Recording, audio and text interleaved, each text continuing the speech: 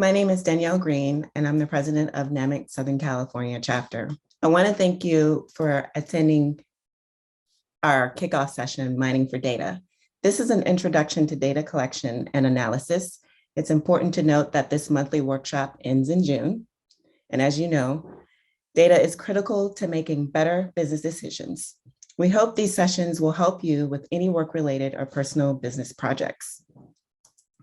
Please check out our NAMIC website to register for our upcoming Mining for Data events.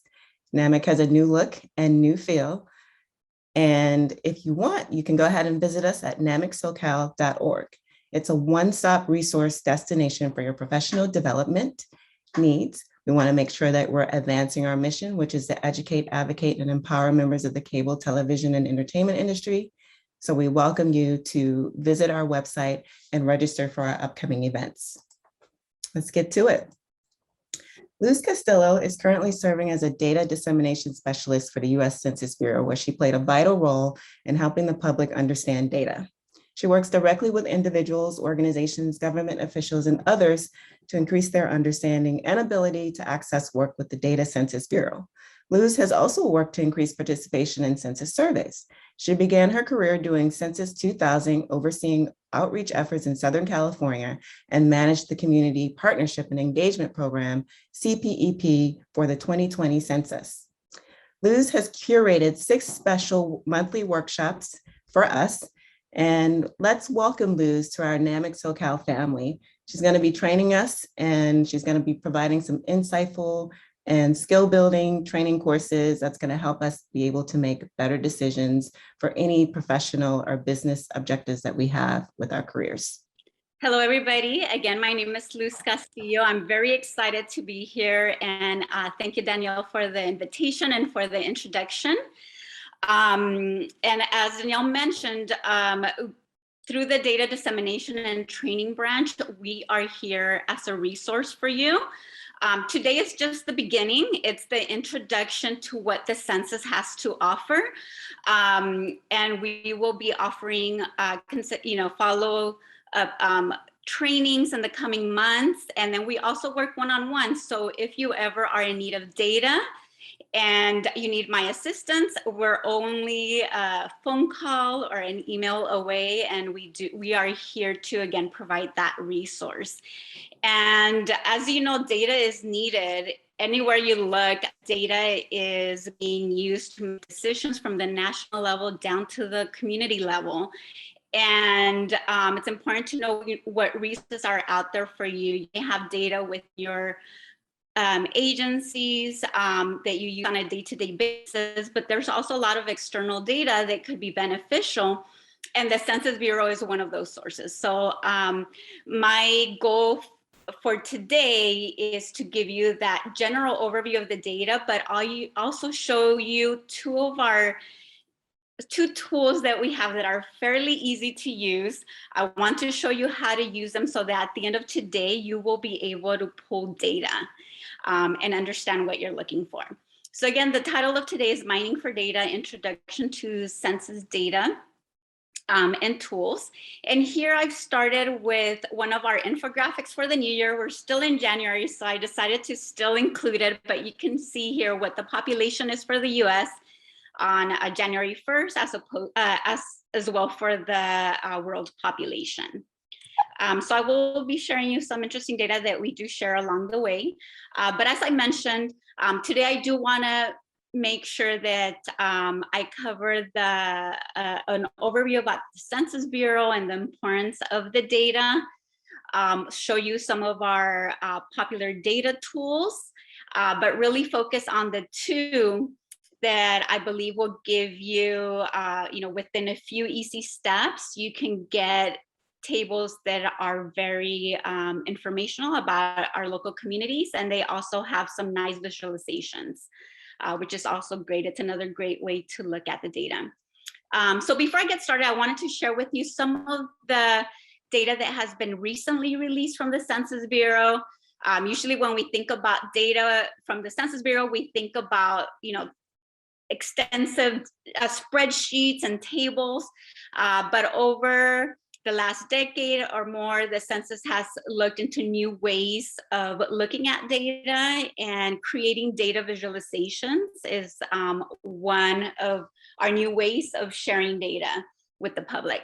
So here on the left-hand side, this is our most recent data visualization. It's from January 25th, and it's the % Black high school attainment on par with national average. So again, in that turquoise color is the data for the Black population, white is the national average. And at the top, you can see high school diploma or more, and the bottom, bachelor's degree or more. With any of our data visualizations, at the bottom, you will see the source of the data. And we have many surveys that we conduct. Usually when we provide any data at the national level, you'll see more diversity in terms of the surveys that we use to present this data. Once you go to the local level, we're limited. It's usually either the decennial census or the American Community Survey. But then here on the right-hand side, you can see the one visualization that covers the Asian and Pacific Islander population in the United States. At the top, you'll see the estimated population counts for the different Asian groups, and below, again, in that turquoise looking color or green color, you have the Native Hawaiian and other Pacific Islander population. And I will make this PowerPoint available as a reference. I know I might be going through some of these fairly quickly for the sake of time, but you will have it there to look at in the future. This is just two more examples that I have for you. On the left-hand side, you have educational attainment for the American Indian and Alaska Native population. And it compares 2010 in the orange to 2019. So again, you do see a growth in educational attainment for this population group. And then on the right-hand side, you see the estimated US population growth. I'm sorry, I'm not sure if I said Hispanic, US Hispanic population growth since 2010 to 2019. So that you can see this is as a percentage of the population, where in 2019, it was estimated to be 18.5% of the population. All of these data visualizations actually came from a release that we have every so often. It is called Facts for Features. And I included the link here so that you can go back and look at some of our other facts for features. And essentially what it is, it collects data from different data sources on different subjects, such as, whether it's a holiday, anniversaries, observances, or other topics in the news. This one that I have here in this current screen is for the Black History Month.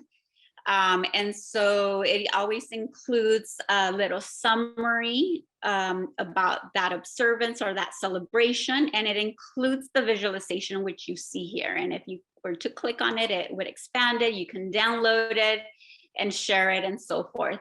And then if you scroll down, you actually get data. So you see it here on the right-hand side in the Did You Know section. So it will give you some interesting data points for that population group. And for example, 46.9 million, and that is the Black or African American alone or in combination population in the United States. It gives you the source. And then if you were to click on it, you would be able to be linked to those tables that provided this data. So although you're just getting some highlights of the data, you can click on this and get more detailed information. So you can see it gives you some data. And actually, this is just a screenshot of a little bit of this Facts for Future. If you were to follow the link and click on it, you will get a lot more information. That again, it's available on so many different topics. So now for the quick Census Bureau overview. Let me go back. The Census Bureau, we conduct a census every 10 years. The first census was conducted in 1790, and it is part of the US Constitution. We are mandated by law to conduct a census. So that is how it all started in terms of data collection. The US Census Bureau has evolved and grown, And now we conduct over 100 censuses, surveys, and different programs that collect data on a day-to-day basis. Most individuals know us from the decennial census that we do every 10 years, and they think that we go away and then we come back 10 years later. But the truth is that we're always working year-round and decade-long with all these different surveys and censuses. So we do the decennial census every 10 years, which is the one we do every 10 years for our population, for housing. We do an American Community Survey, which is our next largest survey. And we, in the future, will have another webinar to go more into details of that survey, because it does provide a lot of great data on socioeconomic, housing, and demographic characteristics for our nation and for our local communities. We also do an economic census, and we do many surveys on businesses and our economy as well. So again, our mission is to serve as our nation's leading provider of quality data about our people and about the economy. So again, census data is just very powerful. It is the gold standard in terms of a leading source of data. We have reliable, consistent methodology. You can go to our website, and for any of the surveys that we conduct, you can quickly access the methodology and technical documentation and know, what that survey is all about. The data is comparable nationwide. It's detailed, it's flexible, and again, it's used by many organizations of all kinds, from businesses to governments to local nonprofit organizations, you name it. This data is free, it's online, and that is why we do provide these workshops, so that you know what is there and how to quickly access it to meet your needs. So why, again, is it so important? Again, many decisions are made using data, and census data can be used for business plans, for marketing plans. Businesses that are looking to expand their business, they're looking to learn more about the potential customers or what their competition looks like, calculating market share, and just in general making informed decisions, whether you're a government, whether you're a business, or a local community group. So now let's quickly go over some of our data products. Again, with the census conducting over 100 surveys and censuses and data programs, we get it. It can be very overwhelming if you do go to our website, and you can spend days there looking, and you will always find something interesting.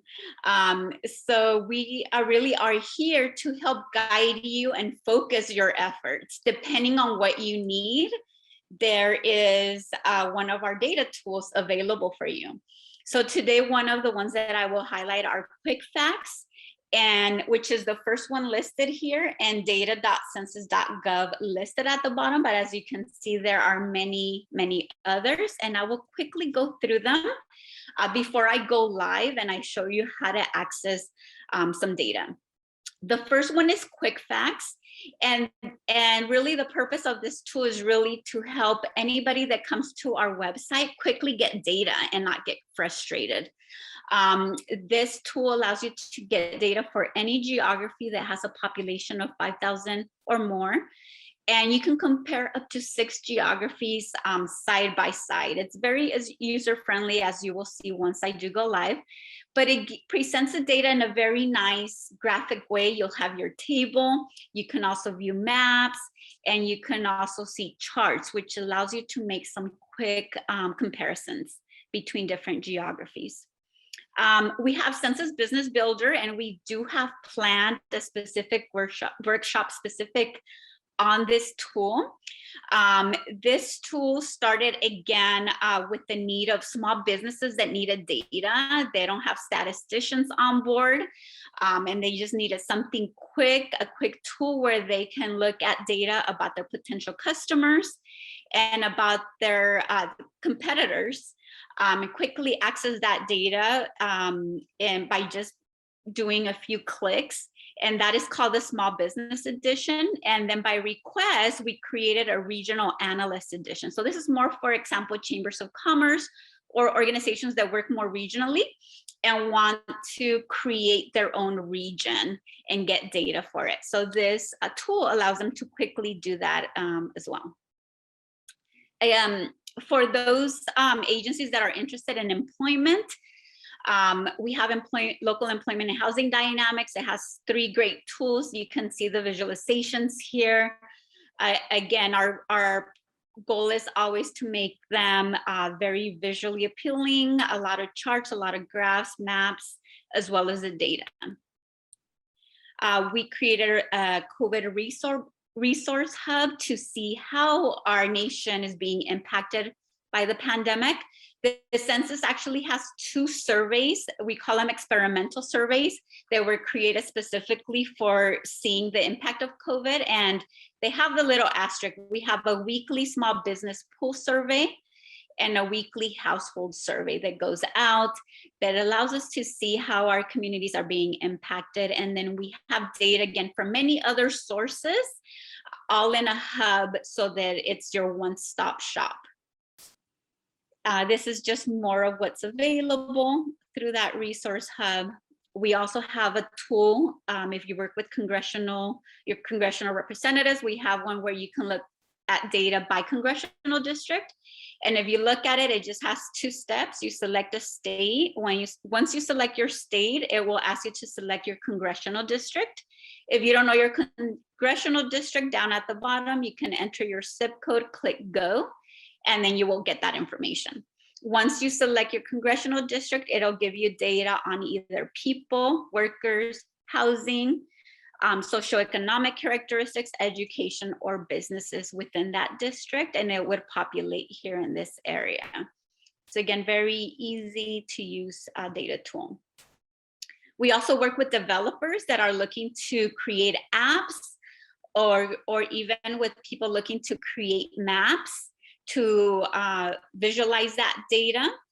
These are, and so we have the application programming interface. So you don't have to download all that data and store it somewhere. You can just use our API to call the data. And these are just examples of tools that are visualizations that the census has created using API.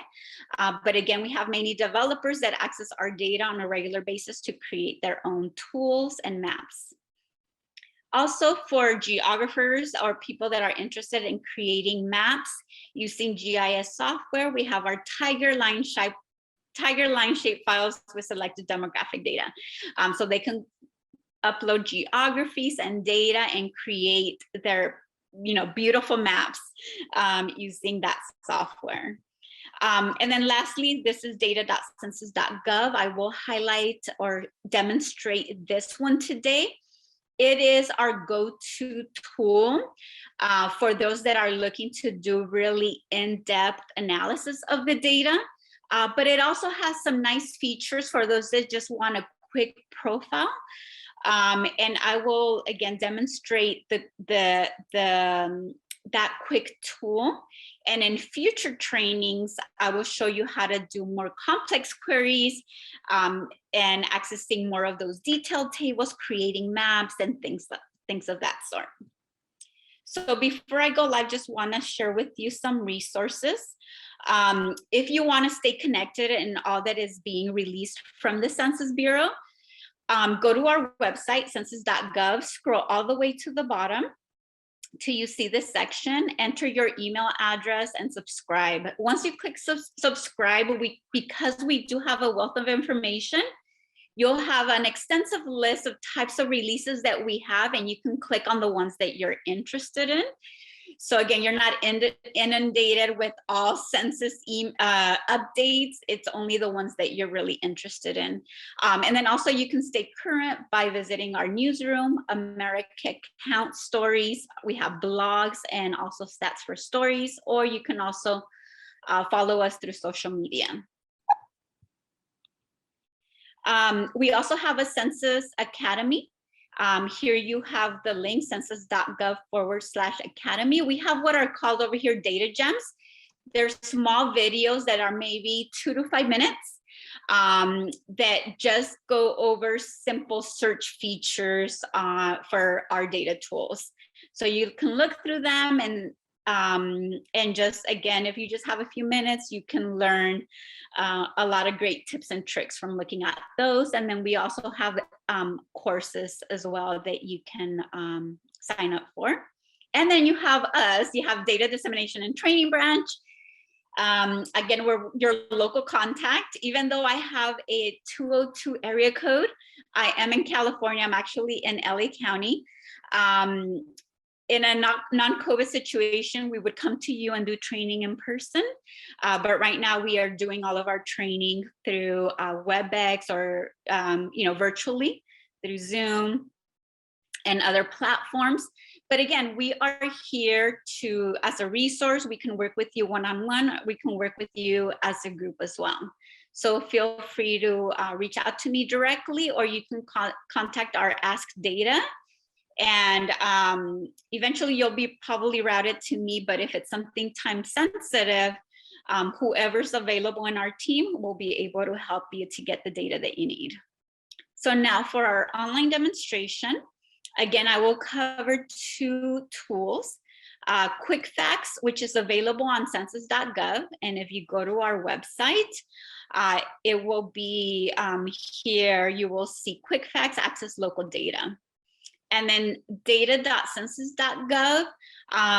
Usually the easiest thing is just to type that address in and go directly to it. So without further ado, let me now go live. And again, I will take some questions after I'm done with the demonstrations. So if you have any questions so far, write them down or them down as I'm going through this demonstration. So here I'm on census.gov, which is our main page. Again, there's a wealth of information that I can spend weeks going through all of this, but of course we won't.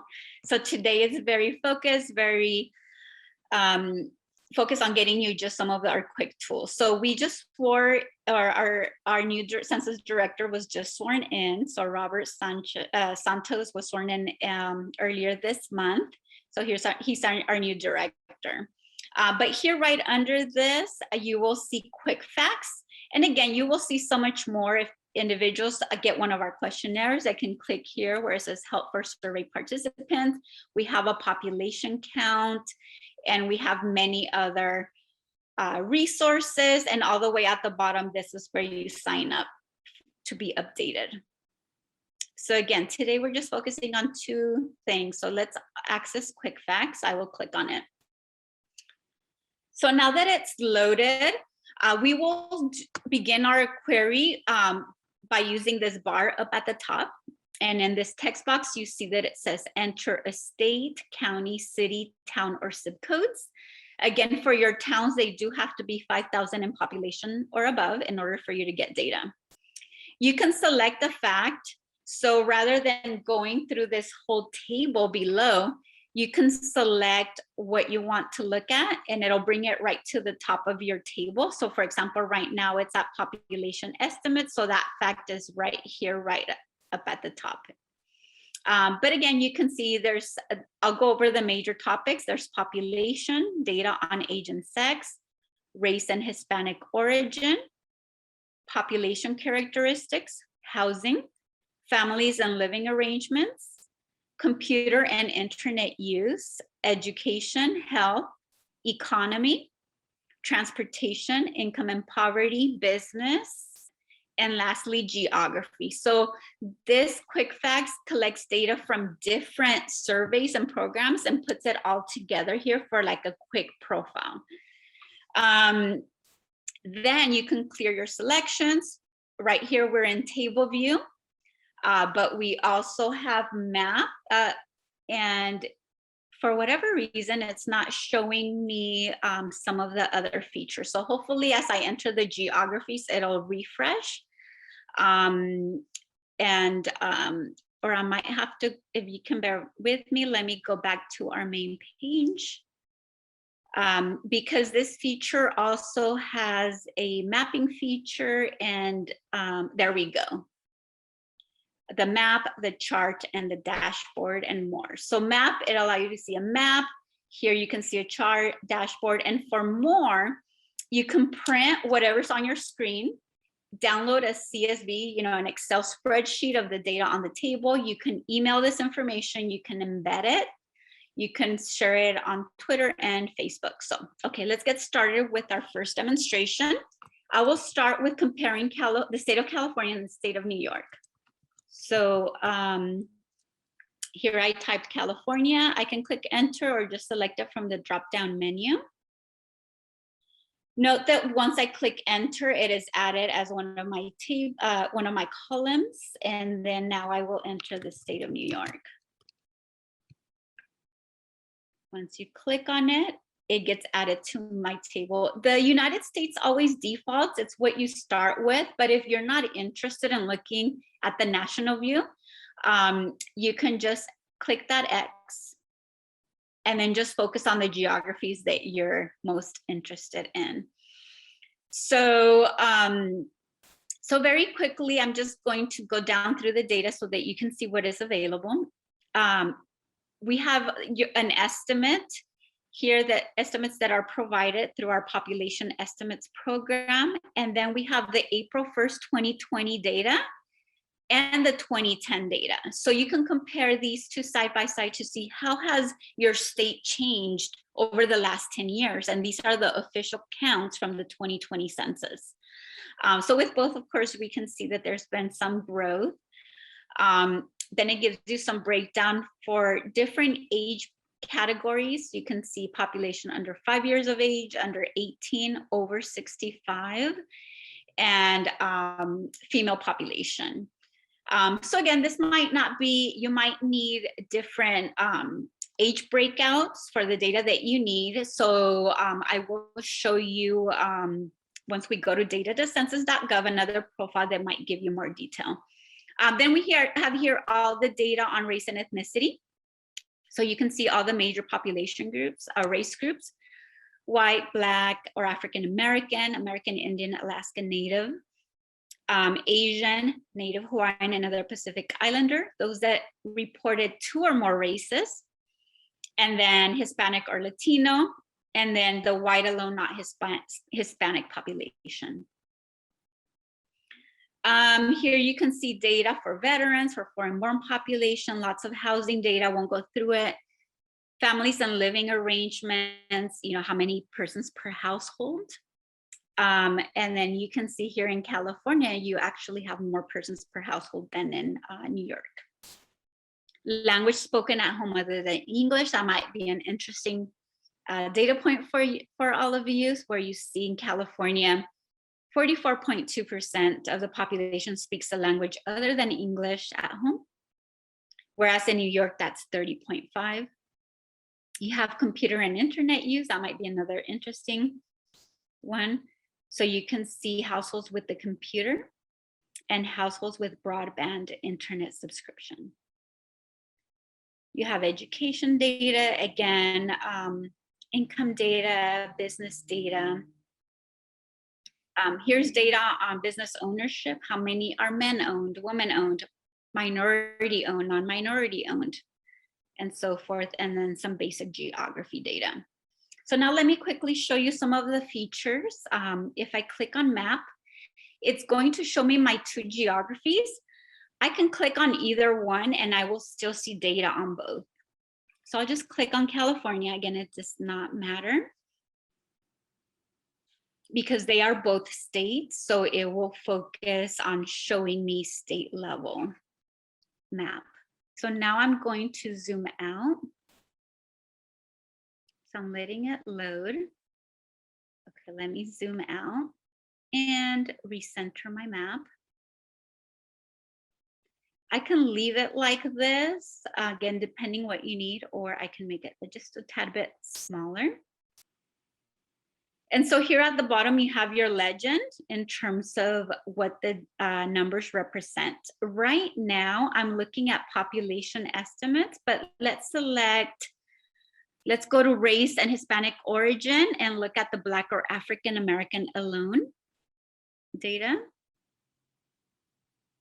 So now note that that is what is showing up here And so my map is repopulating. So now you can see the colors, and you can click on the map. So you can see that in California, the Black or African American population is 6.5%. If I click on New York, 17.6%. And so again, even if there's a state that I did not select, let's click on Georgia, it will also give me the data there. Okay, so this is the map. And again, if I would go to more and click print, I would be able to print this map. Okay, so now let's go to chart. Again, it will give me my geographies or view selected locations, which means everything that I've selected. So I will click view selected locations. So then here's a chart. So here I'm looking at the Black or African American alone population for California or New York. Again, you can quickly change, let's say we want Asian population. So now it's the Asian alone. So again, you can see the data here that California has a higher percent of Asian population. Then I can go to the dashboard. I will click California. And so this one now is state specific because it gives me the table just for California. It will zoom into California on the map. And then it will give me the charts. And actually, this is what I like about this feature, the dashboard, is that you do see California and New York right at the top because that is your selection. But now I have all the other states here as well. So through this bar chart, I can see, for example, of course, Hawaii has a large Asian population, 37.6%. But then I can quickly see others. Here you see New Jersey at 10% and Nevada at 8.7%. So again, very nice visualizations that allow you to quickly compare different geographies. And again, even here, once I'm here, I can still change my fact. I can maybe now go to Hispanic or Latino. And when I go to my chart, now this data has changed. So again, quick facts is just very user-friendly. You can quickly make changes. It'll quickly change your visualizations. You have your table and different ways of looking at the data. So that again, you don't have to be a statistician to make some quick comparisons. So now I'm going to go back to the table view. And I'm going to do one more quick demonstration showing you just how to, let's say that you're looking at Southern California and you want to look at data for all those counties. Let's see, I will type Los Angeles.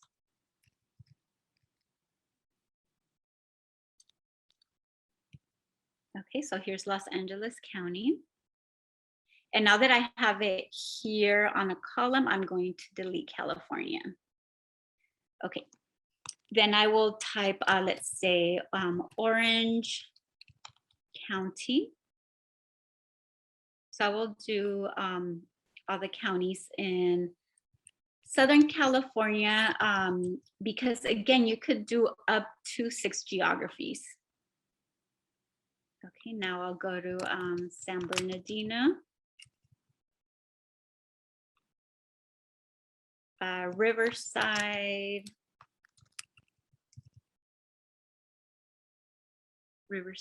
County, and then lastly, Imperial County. So I'm doing all of Southern California. Again, I won't go through the data. Right now, here it's showing me Hispanic or Latino population. I just want to show you if I go to the map, how that looks. I can click on any of these. It really doesn't matter. They're all counties. So it will zoom in at the county level.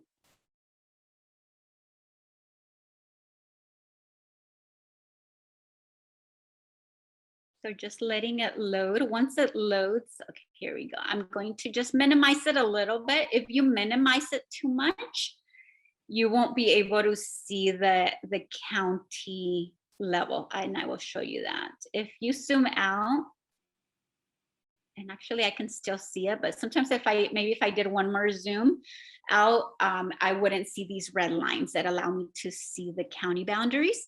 But again, you can click to see the data for those specific counties. And again, we're seeing Hispanic or Latino population. And one last thing I want to show you before another example is go to the charts.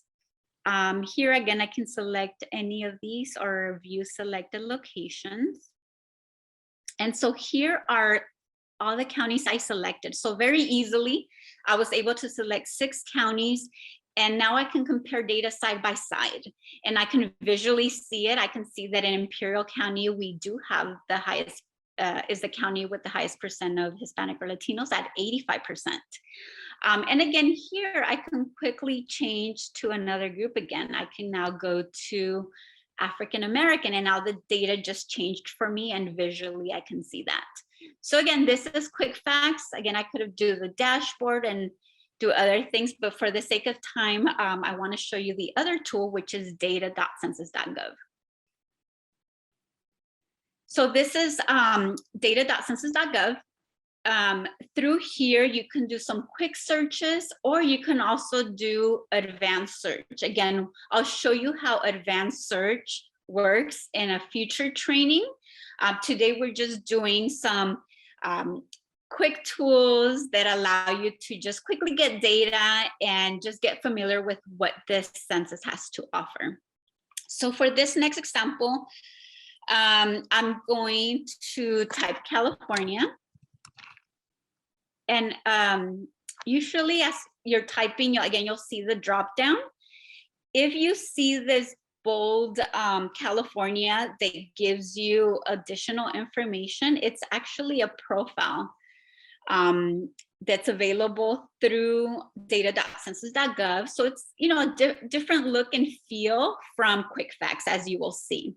Now, if you come down, it will give you some of the most often requested data right at your fingertips for California. So you'll get total population, median household income, bachelor's degree or higher, employment rate, total housing units, percent without healthcare coverage, total employer establishments, total households, and Hispanic or Latino. Also here on the left-hand side, note that you can just quickly go to a topic of interest, or you can just scroll down. So here you can see data on age. What I like about this profile is that it quickly compares your geography to the nation. So you can see that in California, the median age is 37 years of age. Nationally, that's 38.5 years of age. And so that here you can see the data. Here it tells you what table the data came from. So if this did not give you the level of detail that you want, you can click on the actual table and it'll tell you there, and you can get that data. And then here it tells you where that data is coming from. Also here in view options, you can click on it and it'll allow you to display a margin of error. Again, this is a survey, the American Community Survey. So it does give you the margins of error. So you can choose to have them here or not. And then you can share or export the data. And again, I can just keep going down through all the different topics, or I can just go to a topic of interest. So today we're focusing on race and ethnicity. So this is a nice map of California, and it's giving you data by county for the American Indian and Alaska Native population. So here you can see the estimated population for this group in California versus the United States.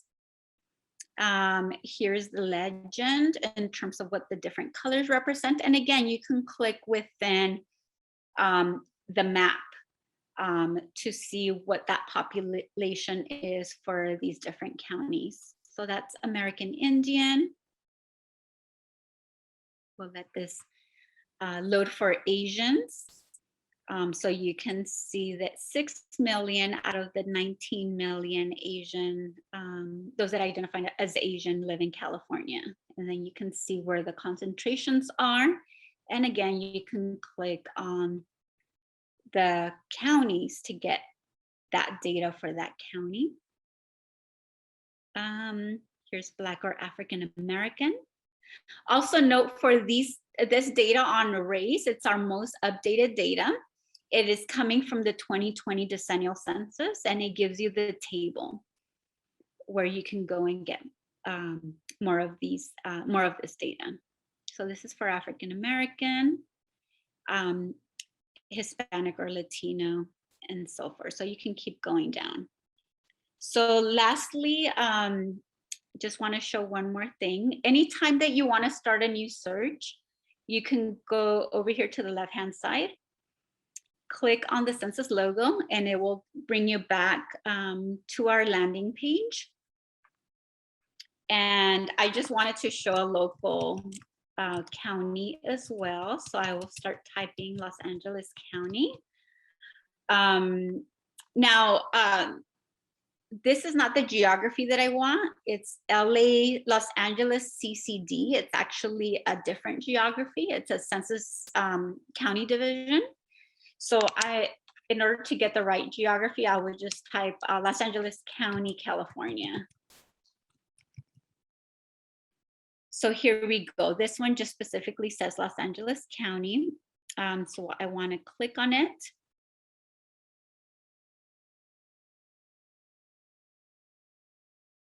And so again, you will see that those most often requested data points here. And then you can here access the tables. So in this one, I just wanted to quickly, click on one of these tables so that you can see.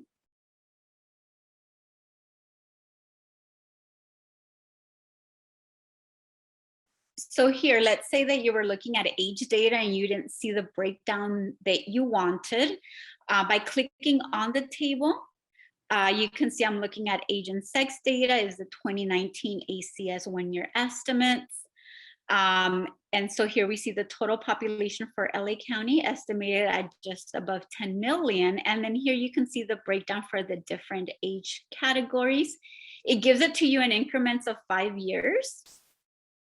And then it also gives other breakdowns if you were interested in particular breakdowns like 5 to 14, 15 to 17, under 18, 18 and over, 21 and over. Again, these are just sometimes where data is requested for these different age breakdowns, so they're included in this table. So let me see if I could just go back to our previous page. So now I'm back. And again, I can just continue looking through here. Let me just quickly go again to our race and ethnicity data. So now you'll see it at the county level. And so this one is, interestingly enough, it does break it down into those county, census county breakdowns. So it's a quirky geography that not everybody might understand. But you can see where the concentrations of these particular groups are based on census county divisions.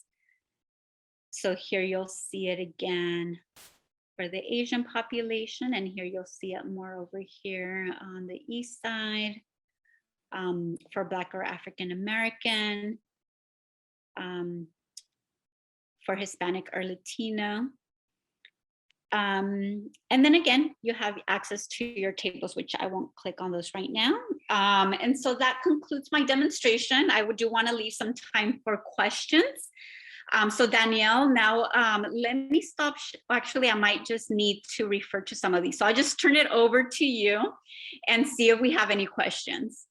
One question from Cliff: what parts of the census data are free and what parts do you have to pay for? And what, if any, are the costs associated with that? So I would say probably 99.9% of our data is free.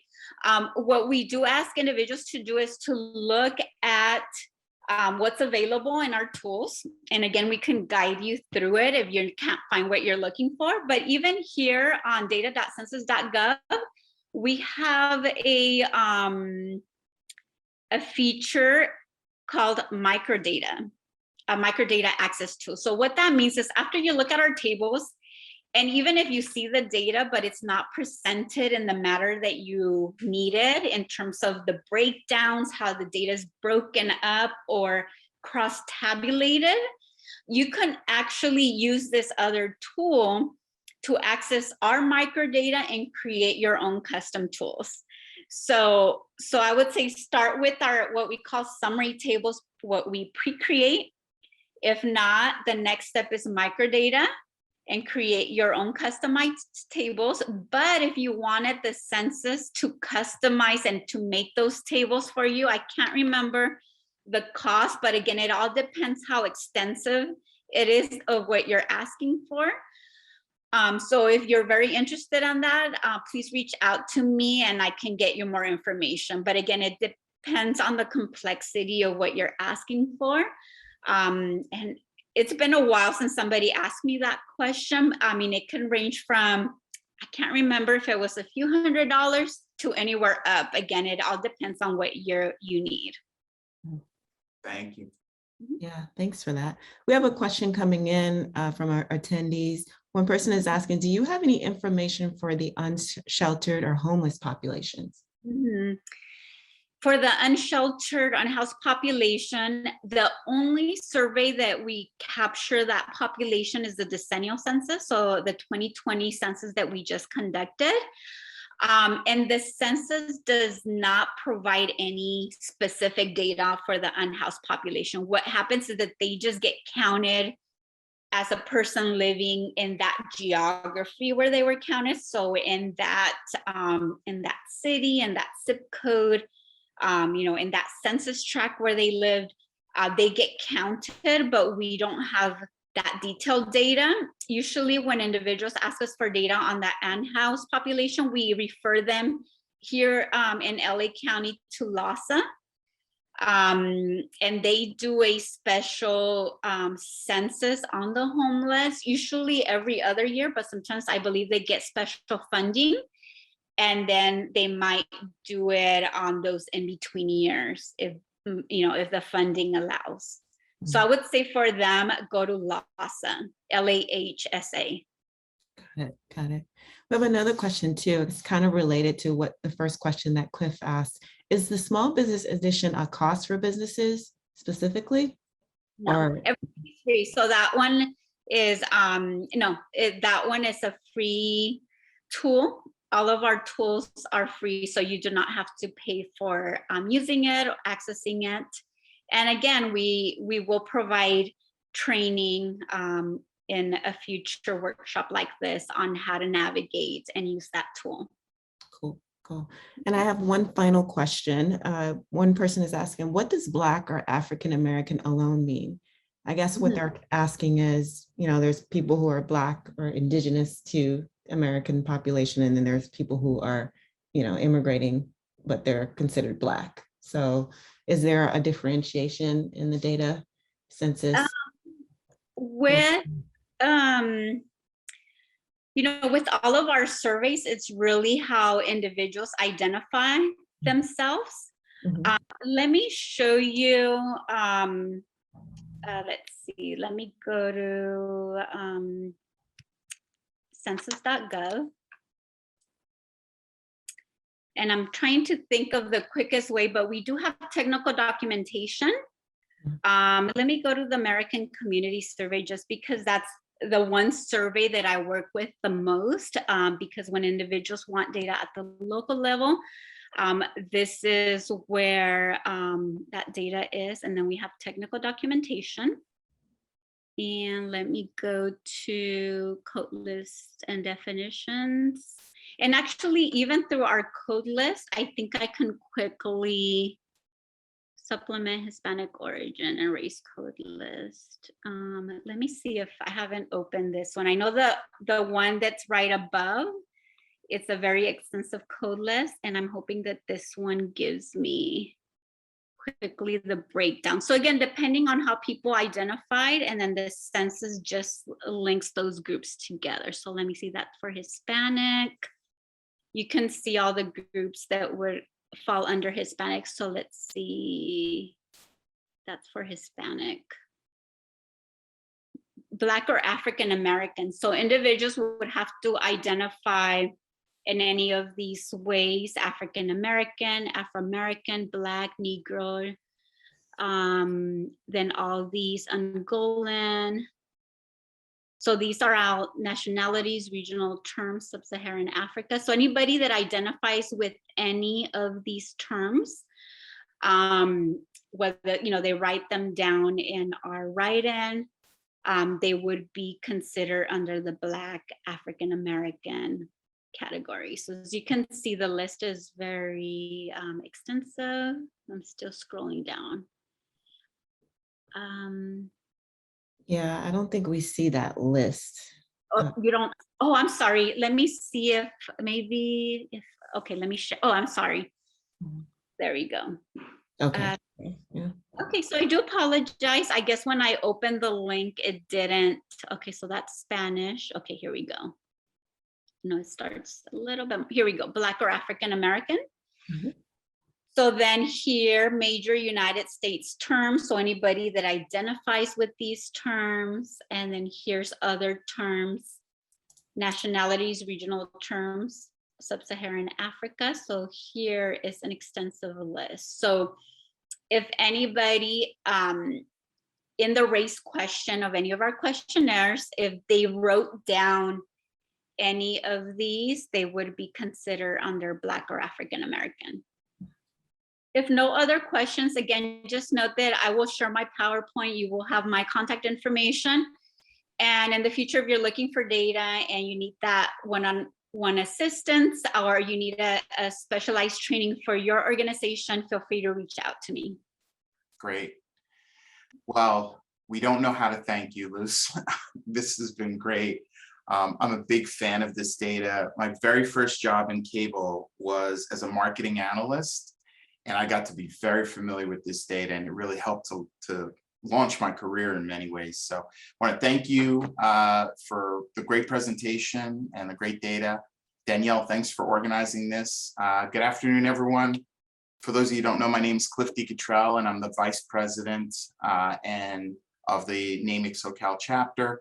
I'm also the Head of Business Development for the Associated Press Productions. And on behalf of the NAMIC SoCal Board, we want to thank you for joining us today, and we hope that you'll continue to be part of these sessions throughout the rest of the year. Before we wrap up, I'd like to do a quick chat about NAMIC and what we do and why it's so important to become a member to continue to bring these kinds of events and webinars. NAMIC is the National Association for Multi-Ethnicity and Communications, and for 40 years, we've been dedicated, as Danielle mentioned, to the mission of educating, advocating, and empowering for multi-ethnic diversity in the media and entertainment space. And we focus on helping individual members to develop their personal skills, their professional skills, networking with like-minded professionals, and becoming mentors or mentees, and helping them to find careers and opportunities. So my plea to you is, if you aren't already a member, become a member today. Don't wait. Go to namicsocal.org to learn more about NAMIC and how to become a member. And if you'd like to volunteer, we would love your participation in helping us to bring these kinds of events. Please reach out to us. You can email me directly at cdcottrell@ap.org, or you can send it through our website.